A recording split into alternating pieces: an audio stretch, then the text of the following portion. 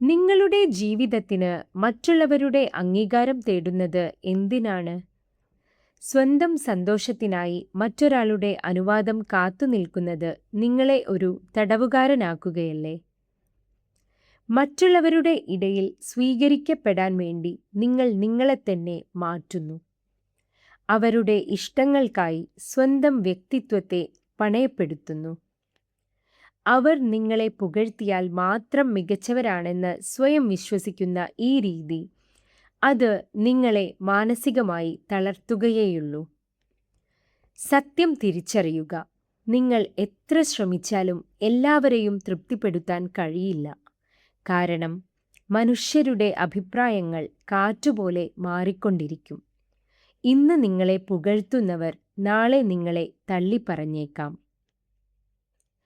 ഈ തടവറയിൽ നിന്നും നമുക്ക് എങ്ങനെ പുറത്തുകടക്കാം? ഇതിൻ്റെ ആദ്യ പടി സ്വന്തം തീരുമാനങ്ങളെ വിശ്വസിച്ചു തുടങ്ങുക എന്നതാണ്. ചെറുതെങ്കിലും സ്വന്തമായ തീരുമാനങ്ങൾ എടുക്കാൻ ശീലിക്കുക.